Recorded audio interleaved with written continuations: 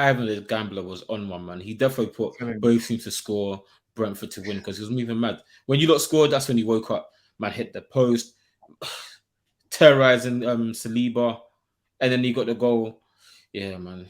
Man, like the Gambler. Man put a couple stakes in that game, man. Yeah, man, he was a problem. Big physical threat. His hold-up play was first class. Every time the ball went to him, it looked like a 50-50 ball, but he would win it and create a chance from it as well. I was very impressed with Ivan Toney. He gave Saliba all he can handle and more. I think one stat that everyone was putting out there was it 10 aerial duels with Saliba, won all of them. 1-10. Saliba's a physical player as well, so that just shows you who Toney is. And he capped it off with the goal as well. Yeah, impressive performance from Toney. And Brentford, they're a very physical team. They got a lot of athletes, big, strong guys. So home or away, it's a difficult game. It is a difficult game against Brentford. Arsenal, they played okay. They didn't play their best. Thomas Partey, though, he was immense. That's one of the best games I've ever seen him play, actually, from a defensive standpoint. Anyway, he was immense, sweeping up everything, clearing danger, and then progressing the player. Yeah, he was excellent. I thought it was a bit sloppy, to be honest, at that point with the ball. On the ball, maybe, but defensively, yeah, he prevented a lot of clear-cut chances for Brentford. Boy, I'm just a bit rattled because we didn't play our best. We played all right, right, but I feel like what happened last week at Everton was a carryover as to what happened yesterday in the Brentford game. They defended the middle, they packed the middle. They had like sometimes 8-9 players literally within the box or the width of the box at least. So we can't go through the middle. I mean, when we go out wide, we'll cross into 6'10" centre backs. Do head everything out? Who can get to everything? So it was really tough, and we eventually got a nick. We nicked it ahead, got a goal.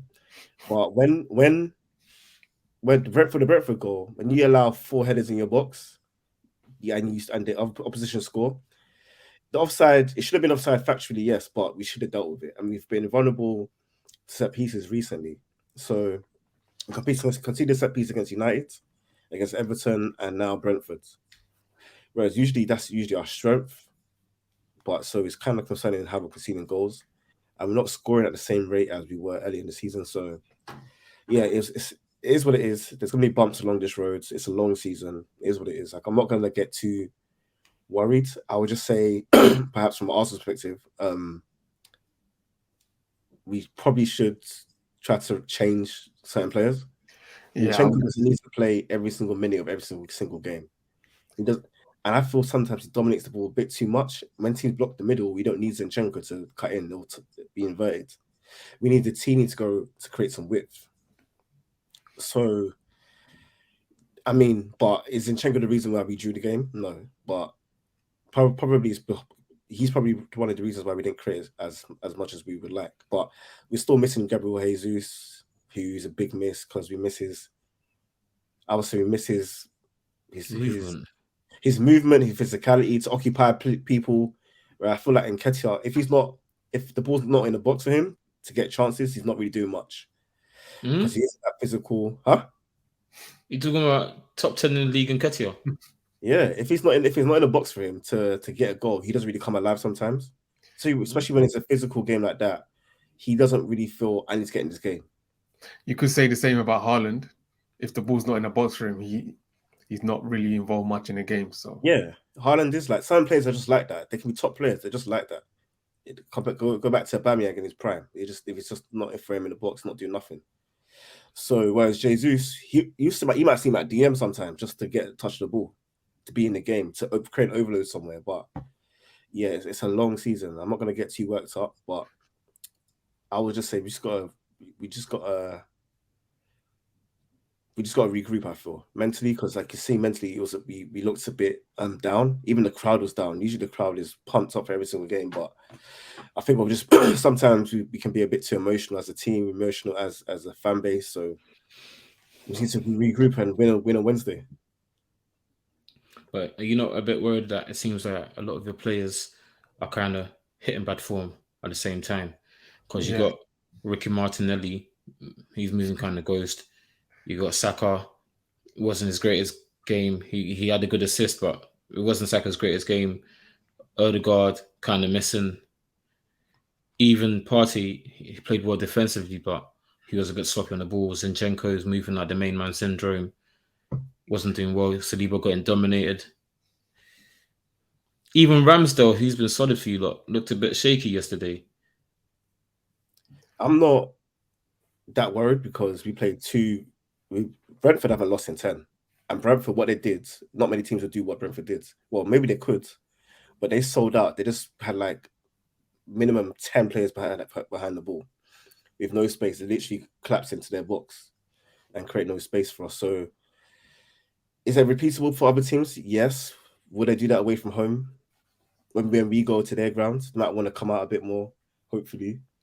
But I feel like they just defended us well. We just faced two good teams recent weeks. That's what I just feel. yeah, it's going to be difficult, like you said, SP, for teams to replicate that because not every team's got a Toney to clear it and relieve the pressure when they're under attack. So it's true. Not everyone's got a player like Toney in a locker to hold up the ball. And even going back to last week, not every team's got a Nana just to run through, powerful through the middle. Doesn't have it Lewin up the top. So yeah, I'm not that worried. Yeah. And you said about Zinchenko, I did see, especially when Toney got the equaliser, he was trying to take over the game. He had a couple shots from outside the box that maybe you could have made a pass or a cross. I was a bit like, now I see what you're talking about. He needs to chill a little bit. Yeah, it's not about you, bro. Yeah, sometimes you can make the pass. You don't have to score the Hollywood goal or whatever, yeah. But do you think the starting lineup of Arsenal, they're too comfortable?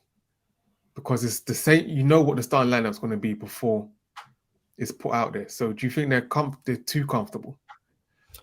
Well, I will say Arteta, he needs to learn how to manage squads better. Last year, especially when we had players like Tavares and Sambi Lokonga, they played well when they're needed and they gave a run of games. Once Arteta found his 11, he'll never bring people. He wouldn't rotate. He wouldn't sub people on early. I don't think he trusts people outside of his like 13 or 14 players. Like Toney's a good player. He should be playing more. Zinchenko can't play every single game, but he does. I would say Xhaka is a bit redundant in sometimes because if Jesus isn't there and Martinelli isn't firing, they can carry Xhaka's attacking wise. But if he needs to step up attacking wise, he can't. So like we kind of, I won't say play one hand behind our back, but it's a really big hindrance. It can affect us because he's just popping it off. He's not doing much in attack. So you kind of lose a player there sometimes. Yeah. One more player I want to ask you about, Martinelli. He's not on the best of form.